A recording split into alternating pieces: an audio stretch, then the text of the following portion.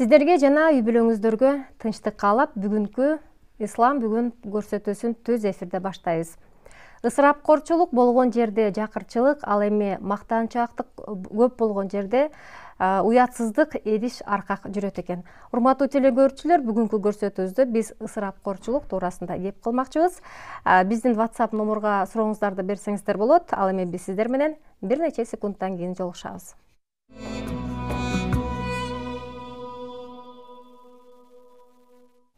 Көрсөтүүбүзгө келген конокторду тааныштырып өтөйүн. Биздин көрсөтүүбүздүн коноктору Акимжан Эргешев, Кыргызстан мусулмандарынын дин башкармасынын окуу бөлүмүнүн башчысы. Ассаламу алейкум. Салам. Ошондой эле Азамат Байматов, Кайрымдуу бол кайрымдуулук фондунун жетекчиси. Кош келиңиз. Биринчи эле суроом, бүгүнкү көрсөтүүбүз ысырапкорчулук туурасында болгондуктан, ысырапкорчулук туурасында биринчи сизден сурашыбыз керек да. Шариатта ысырапкорчулук боюнча кандай айтылган? Ысырапкорчулуктун өкүмү кандай? Мына ушуга биринчи токтоло кетсек. Алгач Аллах Таалага мактоолорду айтам. Пайгамбарыбыз салам салаваттарды айтам. Сөзүмдү улуу ырайымдуу Боорке Аллахтын аты менен баштап, ысырапкорчулуктун сөзүнө, анын аныктамасына, анын шарияттагы ордуна келе турган болсок, ысырапкорчулук деп бул ар бир нерсенин, ал сөз болбосун, ал каражат болбосун, ал кыймыл болбосун, ал сөз болбосун, өз чегинен ашкан учурда бул эмне? Ысырапкорчулук деп таанылат. Шариятта кандай каралат дегенде, шариятта бул арамдык өкүмдө. Ысырапкорчулук, кайсы бир нерсенин өз чегинен ашыкча жумшап жиберүү, бул арамдык өкүмдө. Кимде ким ага барган болсо, ал арам ишке киргендей болуп саналат. Ошондой күнөөкөрчүлүктү мойнуна алат. Алла Таала Кур'анда «Инналлаха ла юхиббул мусрифин» деп, албетте Аллах Таала ошондой ысырапкорлорду жакшы көрбөйт деп дагы эскертет. Андыктан биздин динибиздеги болгон эң бир жакшы орто чек бул эмне? Адам дайыма сарамжалдуу жана натыйжалуу колдоно билүүсүн насаат кылып келет. Мына ошондуктан карап көрсөк, Аллах Таалага болгон сыйынуубузду Кудай Таала 5 мезгилге берсе дагы, бирок ошол 5 мезгилдеги сыйынуу убактысы адамдардан да ошол ибадатка дагы көп убакыт албайт. Карап көрсөңүз, канча мүнөт бир күндүк ибадатыбызды жыйнап келсек, бул ашып кетсе 20 мүнөттүк убакыт алат бир күндөн. Ошол эле учурда Кудай Таала бизге кайсы бир ибадатты буйруган учурда дагы силердин колуңардан келген нерсени, же болбосо инсанияттын мүмкүнчүлүгү жеткен чектеги нерсени бизден талап кылат. Бул нерседен биз туйсак болот, албетте бул ар бир нерсенин өз чегинде болгондугу адам үчүн, адамдын өзү үчүн, жашоосу үчүн пайдалуу болот. Рахмат, Азамат мырза. Ысырапкорчулук бул адамдын табиятында болобу, же бул ошол чөйрө аркылуу, же бир тарбия аркылуу калыптанабы? Сиз кандай ойлойсуз? Бүгүнкү күндө бул ысырапкорчулук, мен ойлойм, адамдын өзүнөн да болсо керек, чөйрөдөн дагы болсо керек. Анткени бүгүнкү күндө биз ысырапкерчиликке тарбия иретинде да кетип, ушундай бир жанагындай бир жөн жок чыгашаларга жол бербестен, бүгүнкү күндө ушул ысырапкерчилик маселеси боюнча мына азыркы коомубузда дагы болуп аткан ушул нерсе көрүнүш да бир жакшы бир адатка айланып келатат. Мына 10 жылдык, 20 жылдык кечелери бул ысырапкерчиликке жол бербөөнүн бир жолдору болуп калды, Кудай буйруса. Азыркы учурда мынакей жөн жок акча сарпталгыча канчалаган көз жашын төгүп энелер отурса, биз бул жакта жанагындай бир шапар теп отурганыбыз да дурус болбой турган учур. Ошон үчүн бул нерсе ушундай коомго бир жакшы жагында сиңип турса, болуп турса, чөйрө сөзсүз жакшы жакка бурулуп, анан ушундай нерселер адатка айланып, биз өзүбүз бүгүн кылсак, улуумун жакшы ишти жасаса, кийинки көч ошол жака улайт деп атпайбы? Анан ошон үчүн ушул нерсени ойлойм, баягы чөйрө дагы, анан коом дагы ошол нерсе менен алгалай берсек, сөзсүз түрдө зыяныбыз эмес, пайдабыз тийип турса жакшы экен. Пайгамбарыбыздын доорунда бул боюнча сахабалардын жашоо турмушу дейли кандай өткөн, алар ысырапкерчиликке жол бербеген болуш керек. Анан бүгүнкү күндө көпчүлүк эл арасында ысырап кылып, мындай керексиз нерселерди албаш керек, керексиз нерселерди көрбөш керек деп айтылат да. Коло коңшулардан көрүп калабыз. Мисалы, ошол эле телевизор көрбөйт, телевизор албайт. Ошол эле баягы мындай жубуну жашаганга аракет кылышат да. Бул негизи туура болуп эсептелеби? Билесиз, бул жерде сиз эки маселени айтып атасыз. Адамдардагы болгон адамдардын динге болгон көз карашын кабылдоодогу кээ-бирки ыңгайсыздыктарды айтып атасыз дагы. Анан муну биз алып келип ошол адамдар келип туруп ошол сарамжалдуулукка өтүү максатында же болбосо ысыраптан корккондугунан жасап аткандай кылып чагылдыргыңыз келип атат да. Жок, мындай эмес. Мен коногубузга суроо берген сурооңузду толуктап айткым келет эле. Адамдар чындап эле келген учурда сарамжалдуу болуп же болбосо ысырапкорчулукту билип төрөлүп калбайт. Бул социалдык мамиле. Адам колундагысына кандай мамиле тутууну билиш керек. Ал үй бүлөдөн, ал чөйрөдөн, ал ошол коомдук институттардан болуш керек, тарбия көрүп ошого каныгыш керек. Эсиңиздерде бар, мындан 2 жыл мурда Японияда өтө чоң бир цунами болуп өттү. Натыйжасында канчалаган үйлөр кыйрап, канчалаган адамдар жабыркап, натыйжада Япония эми ансыз деле башынан көп нерсени өткөргөн Япония эле, бирок мен айткым келген нерсе ошол жанагы АЭС дагы жарылып кетти.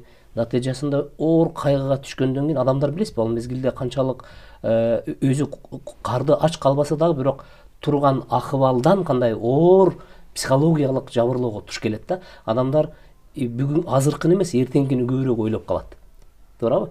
Ошол учурда жанагындай келип туруп, гуманитардык жардам келип туруп, тамак бөлүштүрүп аткан мезгилде жанагы жаш дебей, кары дебей, жапжашынакай болуп кезекке туруп, анан өзүнө бөлүнгөн бир гана кесик нанды колуна кармап, экинчисин берсе жок мен албайм дейт, мен артымда калсын деп эмне кылат. Караңыз. Мындан биз эмнени үйрөнсөк болот? Мындан биз үйрөнсөк болот. Биз коомду ошол нерсеге тарбиялабай атабыз. Биз тарбиялаган мезгилде эмне кылып тарбиялап атабыз? Менин акчам болгон мезгилде былчыйтып тойду берип атам. Мынандай болуш керек деп. Каягыңа былчыйтып той бересиң? Могул жерде чек ара каралбай атат го. Каягыңа той бересиң? Чегараны карай турган аскерлердин курсагы тойбой атат го. Сен каягыңа той бересиң? Биздин кыздарыбыз Москвада же Россияда же чет жерде жүрүп алып туруп кордолуп атат го. Деген маселени биз эмне түз бере албай атабыз. Эгерде биз айтып чыксак, бизге дароо тескери ой пикирин чагылткан эми бүгүнкү күндө соц тармактары ачык болуп калды. Сен элге бирдемкени жакшы кылып жеткирейин десең, сени 10 бир 2 чакыр менен кая төгүп салат. Сен эмне? Сен элдин чыккынчысысың. Сен өзүңдү карап алган. Же болсо дагы бирдемкени таап келет дагы. Деги эле коом дегенде биз коомду оң жака жетелеп, оң жака бастырууда сөзсүз түрдө биз тарбия берүүчү институттарды күчкө салышыбыз керек. Аны менен кошо элге таанымал болгон, элге тили өткөн, сөзү өткөн, өзүнүн татыктуу жашоосу менен элге үлгү болгон адамдарды элдин арасына алып чыгып туруп, ошолордун сөзү дайыма аларга мындайча айтканда аларды жетекке алган, аларды багытка салган эмнелерге айландырышыбыз керек. Тарбиялык орундарга айландырышыбыз керек. Но билесизби, ошондуктан мен айтат элем, сахабалардыбыздын, пайгамбарыбыз саллаллаху алейхи вассаламдын доорлоруна келген учурда чындап эле пайгамбар саллаллаху алейхи вассалам билесизби, ушул ысырапкерчиликке келгенде аябай катуу отурчу. Ал катуу тургандыгынын белгисин билесизби? Пайгамбар айтат, тамак жегенге келген учурда тамакты жеш маданиятына келгенде, же тамактануу маданиятына келген учурда айтат, табитиң бар туруп жеп баштагандагы табитиң кете элек мезгилде тамакты токтоткун дейт. Караңыз. Бул эмне деген сөз дегенде, биз бүгүнкү күндө кандай тамактанабыз дегенде, биз табитти унутуп калып эле, качан тамак келип биздин алкымыбызга токтогонго чейин жеп барабыз. Анан качан уже кекирип, мындай бир түздөлүп, мындай ийилгенге мүмкүнчүлүк калбай калган мезгилде барып сууруттап, анан эртеп, өзүбүздү жооштуп, анан эмне кылабыз? Анан эми кое турайынчы деп дагы бир аз эмне өзүбүздү араңыз пайгамбар саллаллаху алейхи вассалам айтат, курсагыңдын өзүн үчкө бөлүп туруп тамактангын дейт. Бир төгөн тамак болсо, экинчиси суу болсун, үчүнчүсү аба болсун дейт. Мунун баары эмне дегенде, сен өзүңдүн тамактанууга келген учурда ден соолугуңдун келечегин ойлоп, ошол учурда колуңда турган оокатыңды баягы жаман жайлоосун бир күндө түгөтөт деп кылып албастан сен тамагыңды дагы бир сарамжалдуу жеген. Сен бүгүнкү жеген тамагыңды бөлсөң мүмкүн 3 күнгө жетет. А бирок аны биз эмне кылабыз, баарын жая салып туруп жок кылабыз. Көрдүңүзбү? Мына ушундай маселелер келген учурда сахабалардын дагы ошол, хотя ошол мезгилдеги жашоо жупунду жашоо болгон. Ал мезгилдеги жашоо адамдардын колунда жок болгон, бирок ошол жокчулукка карабастан ошол жокчулукту дагы сарамжалдуу пайдаланса, адамдарда сөзсүз түрдө эмне болот? Береке болот. Ошондуктан бүгүнкү күндө биз эч качан жашоону татаалдаштырып карап, менин жашоом бир гана ушул 2 кабаттуу үйгө кирип, же болбосо бийик машинеге отуруп, анан кийин бай ресторандан тамак жеп калганда гана менин жашоом жашоо деп адамдардын көз карашын ошого сугарбастан, жок, менин жашоом канаат менен болсун. Эгерде айтат го, бай бай эмес, канааттуу бай деп. Болгон нерсеге канаат кылганга үйрөнүшүбүз керек. Мен эгерде костюмдун кийип жүргөн костюмум эгерде базарда 5000 сомдук турса, эмне үчүн мен 25 сомдук костюм кийишим керек? Ал менин акылымды өзгөртүп кое алабы? Менин жүрүм турушумду өзгөртүп кое алабы? Менин элге болгон пейилимди өзгөртүп кое алабы? Менин адеп аклагыма таасир бере алабы? Тескерисинче ал бузуп атпайбы? Ошондуктан бул жака келген учурда бул ысырапкорчулук маселесинде биз сөзсүз түрдө элге өтө бат дагы, өтө кенен дагы бир алардын сабатын жойгон, алардын маданиятын калыптаган иш аракеттерге барышыбыз керек. Рахмат, Азамат мырза. Ысырапкорчулук кыла бербей, кээ бир ошол өзүндөгү болгон каражатты дейлиби, муктаж болгон адамдарга берген дагы жакшыраак болот экен. Бүгүнкү күндө сиз мына муктаж болгондорго үй куруу маселеси менен алектенип келесиз. Сиз баргандан кийин сиз кандай бир адамдардагы өзгөрүүнү көрөсүз, же мындай кайсыл жаштагы адамдар сизден көбүрөөк жардам сурайт дегендей азыр эле айтып отурдуңуз. Мен барган жерде 80 жаштагы аксакал ошо жардам сурап баргандан азыр ушул жерден келатам деп. Демек, адамдарда эмне үчүн жакырчылык көбөйүп жатат сиздин баамыңызда? Эмне үчүн үйгө муктаж? Мүмкүн алардын тарбиясынан улам ошондойдур, же ысырап кылганынан ошондойбу? Сиздин көз карашыңыз? Бүгүн ушул коомдо, кыргыз коомчулугунда ушундай бүгүнкү күндө көзүнөн жашы тамган энелердин күн санап өсүп бараткандыгы адам жүрөгүн оорутат. Эртеңкиден бир коркунуч күтүп тургандай сезилет. Анткени себеби ушул көйгөйлүү маселелердин бири болуп, же бул нерсе менен коомдо биз көбүрөөк аралашып аткангабы, же бул ушуга мен көп мындай бир жооп таппай келатабыз да азыркы күндө. Анткени бүгүнкү күндө ошол кайрылган кайрылуулардын көпчүлүгү энелер. Анан алардын катарында аталар да бар. Жашы 80ден ашкан биздин аксакалы жайкалган татынакай аталарыбыз бүгүн ушул ыйлап кайрылганда ошол көзүнөн аккан жаш сакалынан ушунчалык агып тургандыгы бул жигит болуп туруп көздөн жаш кылгыртат. Анткени бул ачуу чындыктар бир баласы болуп же баласы жок болуп ыйласа да бир жөн, бирок көп баласы, 10дон ашык баласы туруп ушундай көзүнөн жашы төккөн аталар бар. Бул эмнеден кабар берет? Карылар үйүнө барабыз. Ал жердеги отурган аталар ушундай 12 мүчө түгөл басып туруп жүргөн ата эне ошол жерде балпайган жашынакай эне отурат. Мен андай энелерге суроо узатам. Энеке, сизде уулуңуз жокпу же кандай? Эмне себептен бул жака келип калгандыгыңыздын себебин айтыңызчы. Балким биздин бүгүнкү күндөгү коомдогу болуп аткан бул көрүнүш коомго, элге чыгарсак, эртең ошол социалдык бир маселеде бир салымыбызды кошкон болуп, бияка энелердин келбөөсүнө бир аракет кылсак, эмне себептен болуп атат десек, алар көп айтат, үйгө батпай калдым уулум. Өзүм салып, өзүбүз маңдай тери менен чогултуп жашап аткан үйдө тынчтык жоголду, уулум, тынчтык жоголду дейт. Келиним менен уулум урушат, чатакташат, менин айыман урушкан күндөр бар. Мен баламды аяп, баласын сүйгөндүгүн карабайсызбы эненин. Ошол баласын сүйгөндүгүнөн үйүн таштап айла жок карылар үйүнө кетип, мен ушул жерде жатсам деле мейли уулум сен кыйналба деп карылар үйүндө жаткан энелер бүгүн жатат. Анан мен ойлойт элем ушул убакыттан пайдаланып ушундай нерседе көбүрөөк чакырык кылат элем. Урматтуу мекендешим, биз бүгүн ошол карылар үйүндө бүгүн атабызды алып барып, энебизди алып барып, балким бизди дагы бир күнү ошол жерде бир орун күтүп турган болбосун. Ошон үчүн көбүрөөк бир ушундайга маани берсек, чакырык кылсак. Анан кайрылуулардын көбү бизде көбүнчө турак жай маселеси боюнча. Анан үй жок, ушундай дегеле уулу жок же болбосо дегеле ушундай бир аянычтуу тагдылар көп кайрылат. Мына жакында эле Нарын областында 2 үй тапшырып келдик. Ал жерде дагы бир үй бүлөдө 5 майып бир тууган жашайт. Ошол жердеги энекебиз 82 жашта, 2 көзү азиз. 30 жыл мугалим эл агартуунун эмесинде кызматын жасап келген. Багы мугалим өмөлүү дарак дейт. Бирок ошол жерде дагы ушундай көрүнүштөр барбы коомубузда? Мен энекеден дайыма ушундай нерселерди көбүрөөк сурайм. Анткени баягы өзүбүздөн кийинки жаштарга үлгү катарында айтыш максатында. Ушул сиз ушунча убакыт 25 жыл квартиралап жашаптыр. 25 жылдан бери балдары жардамга келейин десе, балдары майып. Оор акыбал. Анан эми балдарынан үмүт болбогондон кийин жок дегенде сиз окуткан, мугалим болуп окуткан, сиз тарбиялаган окуучуларыңыздан бир экөө кайрылып келдиби десем, эң өкүнүчтүүсү ошол мугалимге кайрылып келип бир ден соолугун сурабаган учурлар бул. Мындай бир туура эмес көрүнүшпү деп ойлойм. Анан биз эми өзүбүздү өзүбүз жамандагандан алыспыз. Болгону биз көбүрөөк аракет кылсак, анан ушул коомдо турак жай маселесин көтөрүп, мына биз сиз айткан социалдык маселе. Бүгүн бирдеке кыймылдап кетсе эле терс жактары көбүрөөк чагылдырылат. Бирок жакшыны кылып коомчулукка чыгарып кылайын десең, дагы бир сөздөр бар. Жакшылык кылса көрсөтпөй кылат. Оң кол берген сол кол көрбөш керек дейт.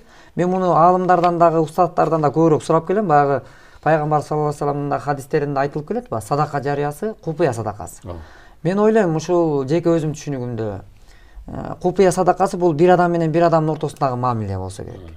А жарыя садакасы бул эми коомду жакшылыкка чакырыш үчүн жарыя садакасы. Биз эми мисалы азыркы күндө Америкадан жүргөн кыргыз мигрант мекендештер менен, Россияда жүргөн, Казакстанда дегеле дүйнө кыргыздары туш тарапта жүрүшөт. Бирок алар өздөрүнүн эле оокаты менен алып турушпай, бизге байланышка чыгып, азамат, ушу демилгеңерге биз аябай бизге жакты, алыста туруп, мекенибизде жакшы нерсени кабарды уккубуз келет. Бирок силердин демилгеңерге биз кол сунайлы дегенбиз деп айыл жактан кол сунуулар болот. Анан биз жарыя кылышка аргасызбыз. Анткени ошол садакага кыянат кылбай, аманатка даректүү кылып жеткизип, үй салып, мынакей биз цементин куйдук, мына стена тургуздук, крышасын жаап атабыз деп туруп, тоюнда ачкычын жалпы кыргыздын намустуу, жүрөгүндө ыйманы бар кайрымдуу мекендештердин атынан деп бүгүнкү күндө биз 13-үйдүн ачкычын тапшырып келдик. Бул жерде биз ушул фондду негиздеп жатып дагы ушуну аябай бир ой жүгүртүп көргөнбүз. Башка улуттан жардам сурабай, кыргыз намыстуулугубуз менен биз эмне үчүн биздин энелерибиз башка улуттун алдында тизе бүгүп көз жаш төгүш керек? Биз кичекейибизден кыргыздын энелери чоңойтподубу? Чоңой эр жеткенче колунан жетелеп, тамга таанытканды үйрөтүп, сүйрөгөндү үйрөтүп, жетелеп, анан ошонтип эрезеге жеткиziп үйлөндүрүп, жайландырып койгондон кийин атанын оглу эмне үчүн карылар үйүндө болуш керек? Эмне үчүн ал тизе бүгүп, көз жаш төгүп, башка улуттан жардам сураш керек? Келгиле. Биз намыстуулугубуз менен, ынтымагыбыз менен, биримдигибиз менен кыргыз кыйынчылыкта бири-бирин таштаган эмес деп, чакырыктардын жыйынтыгы мына бүгүнкү күндө чоң өзүнүн жыйынтыгын берип атат. Азамат мырза бир жакырчылык жөнүндө сөз кылып, андан да коркунучтуураак болгон жакырчылык жөнүндө айтып кетти да, бул руханий жакырчылык. Бул чөнтөк жакырчылыгы бул чечилүүчү маселе. Качан болбосун, кайсы жерде болбосун. Ал убактылуу маселе. Бирок мына ошол Азамат мырза айтып аткан аталардын 80ден ашып барып сакалын көз жашка суулаган акыбал, энелердин баласын аяп барып, көчөлөп барып, бир түнөп чоочун жерде башкалкалап отурушу, бул тилекке каршы мени дагы абдан узактан бери ойлонтуп келет, абдан көп түйшөлтүп келет. Бул биздин баарыбызды түйшөлткөн маселе. Айткым келген нерсе, Кудай Таала Куранда ошол алгачкы аяттар түшкөн учурда Меккеде жашаган адамдарды силер дайыма жаратканыңарга шүгүр келтиргиле. силер ушул адам болуп өмүр кечип ырыскы улап жашап туруш үчүн силерге жайында бир жолу, кышында бир жолу барып келип соода кылганга мүмкүнчүлүк берди деген. Себеби дегенде Меккенин өзүндө бир буудай таштасаңыз ал өнүп чыкпайт. Өнүп чыкса дагы чыкпай туруп кургап калат. Ал жерде бир жөжөдөн балапанды бастырып чыгара албайсыз. Ал жерде бир чөп өстүрүп, ал жерден буудай ура албайсыз. Ал жерден бир мөмө өстүрүп, ал жерден бир жашоонун бир эмнеси бир ыңгайы болбогон жер. Мына ошол учурда да Кудай Таала эмне дейт? Ушул жашооңорду улап кеткенге жазда бир, күздө бир эмне, жазда бир, кышта бир жасалынган соодаңар үчүн силерге Кудай Таалага чексиз шүгүрчүлүктөрдү айткыла дейт да. Эми ошол шартта Кудай Таалага шүгүрчүлүктү айтыш керек болсо, биздин шартта биз эмне кылышыбыз керек? Биз тизе бүгүп жерден турбашыбыз керек. Айтайын дегеним, жумуш жок дейбиз. Кыргызстанда жумуш кылганга киши жок. Жерлерибиз жатат. Чарбачылык, мен Нарынга барып келдим. Нарын деген чалкайып жаткан жерибиздин 1/3 дагы мал баскан эмес да. Бош жатат. Ошол жазында өсүп чыккан чөп күзгө кышка чейин эч нерсе башын тиштебей жок болуп калып кетет. Эгерде малдын башын көбөйтсөк, биякта эгерде эгинден таласын кеңейтсек, эгерде суу жетпеген жерлерге сууну жеткирсек, мөмө дарактардын түрлөрүн сайсак, айталык бир жаңы технологиялардын бир башатын ачсак, ошентип элдерге Кыргызстандагы болгон шарт, Кыргызстандагы болгон климаттык ыңгайлуулук бардык жумушту жасаганга эмне бар. Бизге эмне баалуу, биз үчүн эмне баасыз, аны билбей калыптырбыз. Караңыз. Ошол идеология келген мезгилдеги сыноо учурларды билебиз. Ачкачылык, дүйнөлүк согуш, дүйнөлүк согуштан кийинки болгон өткөл мезгилдерде биздин ата-энелерибиз канчалык бекем туруп, алар канчалык эмне кайратман болуп, колдору менен Чүй каналын тетиги Казакстандын четинен Казакстандын четине чейин эмне кылып салгандыгы, ачып салгандыгы эмнени үйрөтөт? Өздөрү ошол мезгилде аталарыбыз согушка кетсе, апаларыбыз тылда калып, бул жерде ар бири 10дон, 12ден, 15ден баланы өздөрү өстүрүп чоңойткон эле. Ошол мезгилде апаларыбыздагы болгон ыйман гана, алардагы болгон ариет гана азыр намыс гана. Азыр аялдар жөнүндө сөз кылсаң, дароо сени чыгып туруп, сен ким элең деп өзүнүн көкүрөгүн тосуп чыккандар чыкты. Жок, сиз мен үчүн энесиз, сиз мен үчүн апасыз.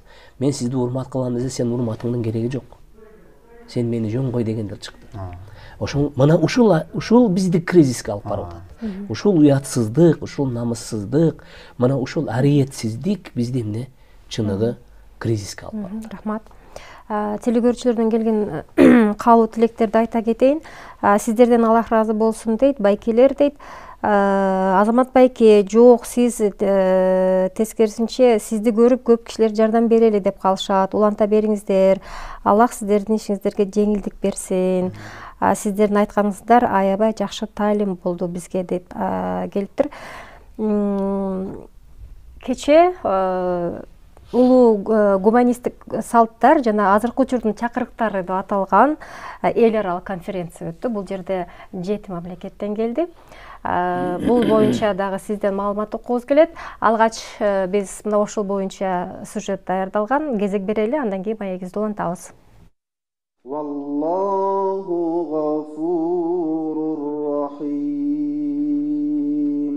Жети өлкөнүн муфтийлерин башын бириктирген 3-эл аралык диний илимий конференция Куран окулуп муфтий Максат Ажы Токтомуштун бата кылуусу менен башталды. Буга чейин Кытайда, Россияда өткөн самалыктын Бишкекте болуп жатканы бекеринен эмес. Иш-чара Улуу Жибек жолунун томунда жайгашкан өлкөлөрдүн ынтымак менен биримдигин, достук алакаларын жакшыртуу максатын көздөйт. Урматтуу конференциянын катышуучулары, ислам дини, маданияты Борбордук Азияга келгенден баштап Улуу Жибек жолунда жайгашкан элдерге жана адамзаттын дини руханий өнүгүүсүнө, ислам маданиятынын калыптануусуна, ыймандуулугуна, адеп ахлактуулугуна, динибизге жуурулушкан жакшы каада салттардын жана илим билимдин жайылуусуна эбегейсиз зор салымын кошуп келген. Борбор Азия толеранттуулуктун байыркы салттары менен айырмаланып турат. Мындай оюн өлкө башчы Сооронбай Жээнбеков конференцияга жолдогон катында билдирген. Бул конференция дүйнөдөгү ар кыл чакырыктарды талкуулоодо, маданий диний байлыкты өнүктүрүүдө жана сактоодо актуалдуу аянтча болуп эсептелет. Улуу жибек жолу соода саттыктын эле эмес, илимий байланыштардын да көпүрөсү болгон. Андан улам аймак көп маданияттуу мүнөзгө ээ болуп, түрдүү элди, түрдүү конфессияларды бириктирген. Ал эми толеранттуулук алардын ажырагыс бөлүгү болуп кала берген. Бул өңүттөгү алгачкы илимий диний конференция 2016-жылы Кытайда өткөн. Бүгүнкү иш-чарага да Кытайдан делегаттар келген. Мамлекеттик дин комиссиясынын өкүлү Чен Цзужундун айтымында Кытай өкмөтү да улуттук баалуулуктарга жана жибек жолуна жакын өлкөлөр менен кызматташууга, дин жаатындагы жат көрүнүштөр менен бирге көрүшүүгө кызыктар. 1000 жылдар бою улуу жибек жолу соода жүгүртүүдө, маданиятты өнүктүрүүдө, элдер менен карым-катнаш түзүүдө өзгөчө роль ойноп келген. Муну менен катар башка өлкөлөр менен болгон карым-катнашты бөлүнбөй бирге өнүгүүгө жардам берет. Кытай өкмөтү 2001 жылдан бери Кытайдагы ислам коомчулугунун аракетин колдоп, биргеликте экстремизмге каршы турууда көмөк көрсөтүп келет. Эксперттердин айтымында өлкөлөр ортосуна дин тармагы боюнча баарлашууга түзүлгөн аянтча дин жаатындагы жат көрүнүштөрдөн арылтып, жаштарга туура багыт берүүгө өлгө жаратат. Из того, что есть Ар кайсыл тармактар боюнча баарлашуулар болууда. Ошондой эле өлкөлөргө терс таасирин тийгизген башка агымдагы күчтөр бар. Аларга туруштук бериш үчүн биз атайын окутуу борборлорун түптөп, адистерди даярдап чыгышыбыз керек. Экинчиден, конференция аркылуу ар бир өлкөдөгү дин жаатындагы кандайдыр бир жаңылыктар, илимий жетишкендиктерди билип, тажрыйба алмашууга жол ачылат. Иш-чарага жалпысынан 7 өлкөдөн келген 150 диний алымдар, эксперттер, мамлекеттик кызматтын өкүлдөрү катышты. Ар кайсыл багыттар боюнча докладдар окулуп, талкуулар жүрдү. Урматтуу телекөрүүчүлөр, сиздер Ислам бүгүн көрсөтүүсүн түз эфирде көрүп жатасыздар. Бүгүнкү биздин тема ысырапкорчулук. Ал эми азыркы сюжет боюнча айтып кетсеңиз, ушул конференция келген конокторду кызыктырган суроолор кайсы болду жана бул конференциянын жыйынтыгы боюнча айтып кетсеңиз. Биз кыска сюжет аркылуу бизге түшүнүктүү болгондой эле конференция бул руханий жибек жолу деп аталып, бул конференциянын түптөлгөндүгүнө мына бул 3-чү жыл болуп атат. Алгачкы жылы бул 2016-жылы Кытайда өтүп, 2017-жылы Россия Федерациясында өткөн, эми 3-чү жолкусу бизде Кыргызстанда уюштурулду. Жакшы ийгиликтүү болуп аяктады. Албетте бизди кубандырган нерсе бул биринчиден өзгөчө биздин Орто Азия муфтийлери менен, аны менен кошо эле биздин постсоветтик аймактагы диний жетекчилери, аны менен кошо эле Балтика аймагындагы имам муфтийлердин бир жерге жыйналгандыгы, бул албетте биздин аймак элди бир жыйнай алган, өзүнө тарта алган, өзүнүн үлгү катары көрсөтө алган, өзүнүн руханий дөөлөтүнө дагы бир күч кайрат алган бир борбор катары биз белгилеп өтсөк болот. Экинчиден, сырттан келген муфтийлерди кызыктырган нерсе биздеги болгон диний эркиндик, дин тутуу эркиндигине болгон мыйзам орду. Аны менен кошо эле биздеги болгон диний сабаттуулукту көтөрүүгө болгон аракеттер, диний маданиятты, диний билим берүүнү, диний баалуулуктардын потенциалын арттыруу менен коомчулуктун ортосунда достукту, ынтымакты, биримдикти, тынчтыкты сактап калуудагы бир катар ыңгайлуулуктарды көрүп, булар бизде мына ушул нерсеге көңүл буруп кетишти. Багы калың, махыр деп айтабыз. Мына ушул калыңдын көп берилгени дагы ысырапкорчулукка киреби? Билесизби, калыңдын чектен ашып кеткендиги дагы ысырапкорчулукка кирет. Кайсыл тарабынан мына ошол биз жана айтып аткан эки кризис болуп атпайбы? Бир руханий, тарбиялык, экинчиси материалдык. Биз руханий, тарбиялык, таалимдик кризисти могул материалдык нерсе менен көмүп салганга аракет кылып атабыз, бирок ал чыгып калып атат. Кантип? Кредитке кирип атышат. Эптеп тойду жакшы өткөрүш үчүн эмне кылат? былчыйтып, элге мактанып, мынча калың бердим деп элдин оозуна көрүнүш үчүн ал эмне кылып атат? Очойгон кредит алып атат. Очойгон кредитти алып, былчыйтып тойду берип, анан мына менин уулумду үйлөдүм деп, бир айдан кийин сомоюп, баласы өзү жалгыз үйдө отурат. Жанагы кредит моюнда, келин үйүндө, анын ичинде баласы кетти, бир жылдан кийин бир жетим бала төрөлдү. Ал баланы караганга эч кимдин көңүлү жок. Натыйжада бизде социалдык көйгөйдү дагы арттырып атабыз. Материалдык кызыкчылыктын аркасынан биз социалдык көйгөйдү өзүбүз колубуз менен жасап атабыз. Мына ушундай көйгөй барбаш үчүн биз дайыма эч бир ушул калыңдын дагы өсүп кетүүсүнө мүмкүнчүлүк бербешибиз керек. Биз бул нерсени өлчөгөнгө диний кызматкерлерге, диний алымдарга мүмкүнчүлүк берип, алардын чектөөсүнө калтырышыбыз керек. Эмне үчүн дегенде, бул маселе коомдук көйгөй болот. Бир адамдар биринин аркасынан экиси ээрчип, жанагы таймаштын артынан эмнеге өтүп алышат? Бир жарышка кирип алышат. Муну көйгөйүн мисал катары сиздерге айтып өтөйүн. Мына тилекке каршы 8-жылга кирип кетип атат Сирия көйгөйү. Сирия чындап келген учурда эзелтен, тарыхтан бул эми бир жагынан илимдин бешиги деп да таанылган чөлкөмгө кирет. Шам шаары. Ал жердеги болгон цивилизация, ал жердеги болгон өнүгүү, ал жердеги болгон билим, ал жердеги болгон жетишкендик, ал жерде ушунчалык адамдар, ушунчалык мындайча айтканда, кыргызча айтканда тойгон, бир кызды бериш үчүн ошол кыздын кийим-кечеги, тиги алтыны, тигинеси болуп отуруп, биздин азыркы баа менен өлчөгөндө 40 000, 50 000 долларга чейин чыгып кеткен. Бирок ошого чыдап, ошону көтөрүп, ошону мойну менен тартып, өздөрүн түйүшкө салып жүргөн дагы, андан кийин Башар Асадтын көйгөйүнүн аркасынан эмне болду? Сирияда жарылуу пайда болду. Анан баягы оор турмуш, жанагы наны жок, жанагы баягы кыргызда сөз бар го, аш көбөйгөн сайын каада көбөйөт деген.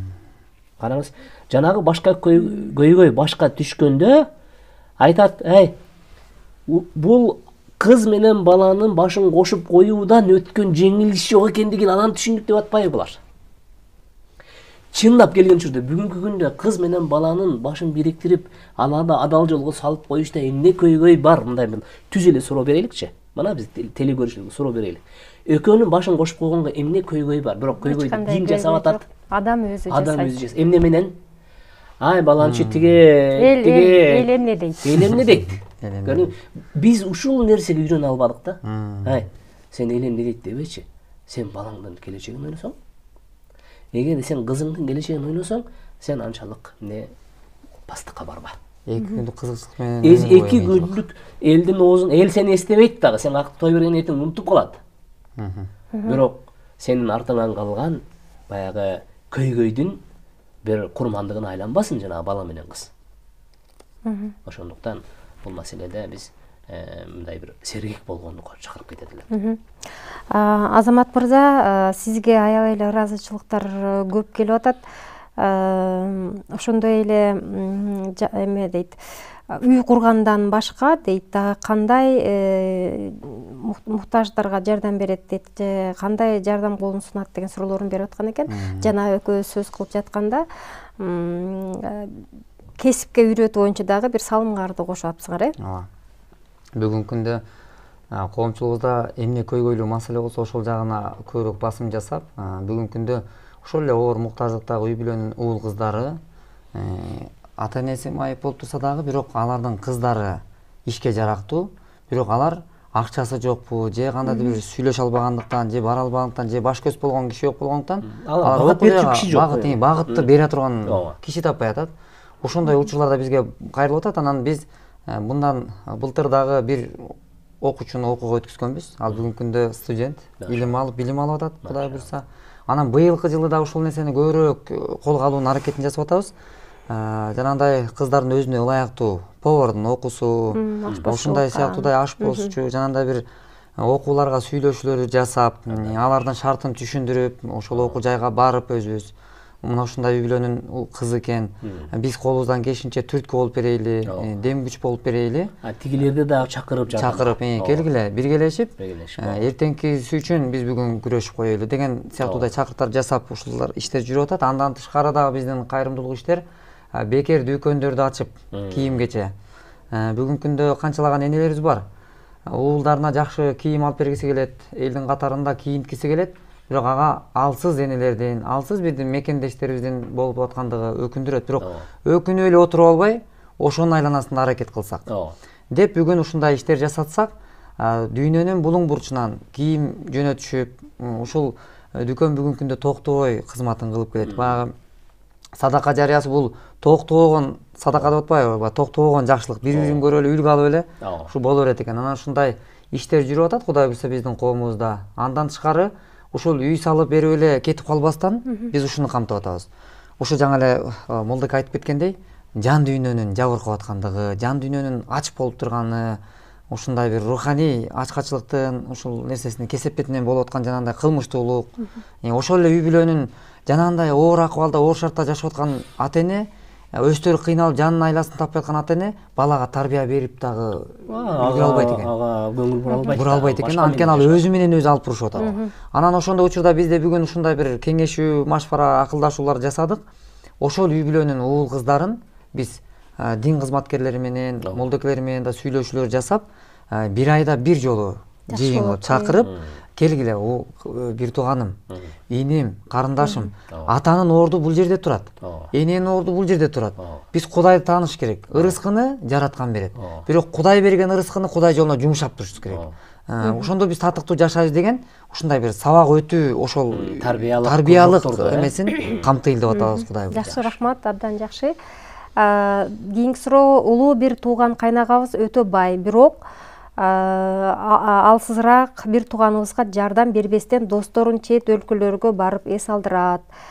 Ыйман берсин деп тилейбиз. Балдарыбызды да бири-бири менен аралаштырбайт, өтө капабыз деген суроосун берген экен, кандай кылабыз? Билесизби? Албетте, тилекке каршы мына ушул биз айтып аткан көйгөй адамдардагы болгон сабатсыздык, бул биринчиси, экинчиси руханий ачкачылык. Үчүнчүсү, ошол адам өзүнүн колундагы байлыкты дагы өстүрүп калуунун жолун билбегендигинен. Эгерде биз чындап эле шариятыбызга карасак, берилген садакалардын эң жакшысы эң жакыныңа берген садака дейт. Караңыз. Байкуш бул балким дос деп, ал досту эртең байлыгы кетсин тааныбай, аны таппай да калат. Бирок ошонун жанында турган, башында турган, жакшылык жаманчылыгында бел болгон туугандан башташ керек болчу. Ошол тууганга берген садакага жетпейт. Керек болсо ал эгерде аталаш, кандаш бир тууган болсо, ал милдеттүү түрдө бериш керек. Ал суралык кыямат күнү. Ошондуктан Кудай Таалам сиз сурап кеткендей, ошол бир тууган байкеңизге Кудай Таалам хидаят берсин. Аллах Таалам көкүрөгүн ачсын. Балким иншалла бүгүн эмес эртең бир акыйкатты тааныса, анда ошол каражатын туура жолдорго иштетип калат буюрса. Ушул суроону мен берейин деп жаткам, дагы бир телегөрүүчүбүз берген экен. Менин айтайын дегеним ошол эле калың, сүннөт той, бешик той, адам кайтыш болгондо мааракерлердеги ашыкча чыгымдар дагы ысырапкерчиликке кирет да дейт туура. Билесизби, адамдын башына келген салтанат менен кайгы бул ээрчишип жүргөн нерсе. Тилекке каршы мына ошол салтанат менен кайгыны биз биринен ашыра экинчисин эмне кылабыз? Бир чек араларын бузуп барабыз да. Той десек, чындап эле келген учурда тойдун өзүнүн сиздин сыйлаган, сиз сыйлаган адамдар бар, сизди сыйлаган адамдар бар. Тууган урук деген бар, жекжаат деген бар. Бул кыргыздын өзүнүн салттык маселесине келген учурда сиз кантип эшигиңизге басып келген кишиге кой сойбойсуз, кантип. Кой сойгон өзү сапка киреби десек, жок, кирбейт. Бирок ошол бир койдун ордуна эгер 5-өн союп салсаңчы деген дагы маселе келет да. Же болбосо 5 койдун ордуна бир жылкыны жыга чапсаның деген сөз келет да. Бүгүнкү күндө бирөө бука сойсо мен жылкы соем дегендер бар. Бирөө бирди сойсо экини соем дегендер чыгып атпайбы? Мына ошондуктан бул жерде эч кандай эгерде сүннөт той өткөзсөңүз, сүннөт тойдо ошол тойго келген кишилерге жетерлик азык менен, жетерлик кам менен, жетерлик түйшүк менен узатсаңыз, бул чыгымга ысырапкорчулукка кирбейт. Тойдун өзүн той кылып өткөрүп коюу бул ысырап эмес. Тойдун өзүн тойдун чегинен чыгарып жиберүү ысырап. Эмне ысырап? Урматтуу коноктор, көп суроолор бар, бирок жооп берилбей калды. Урматтуу телекөрүүчүлөр, кийинки көрсөтүүлөрүбүздө сиздердин сурооңуздарга жооп берүүгө аракет кылабыз. Ал эми бүгүнкү биздин көрсөтүүбүздүн коноктору Акимжан Эргешев, Кыргызстан мусулмандарынын дин башкармасынын окуу бөлүмүнүн башчысы болду жана Азамат Байматов, Кайрымдуу Бол кайрымдуулук фондунун жетекчиси. Сиздерге аябай эле көп ыраазычылыктар келди. Аллах ыраазы болсун деди. Албетте сиздерден Аллах ыраазы болсун. Аллах сиздерден ыраазы болсун. Урматтуу телекөрүүчүлөр, адам көз өткөндөн кийин 3 күндөн кийин эле ошол дарбаза жабылышы керек, кошок деги эле кошок айтылбаш керек. Албетте жакын адам өлгөндөн кийин кайгы басат, көздөн жаш агызуу керек, бирок кошок айтып ыйлабаш керек. Ошондой эле азыр биздин коногубуз айтып кетти, эч качан эгерде ошол өтүп кеткен жакыныңызга сиз жакшылык каалап турган болсоңуз, анда эч качан эстелик тургузууга аракет кылбаңыз. Урматтуу телекөрүүчүлөр, сиздер Ислам бүгүн программасын көрдүңүздөр. Кийинки эфирден жолугушканга чейин аман болуңуздар.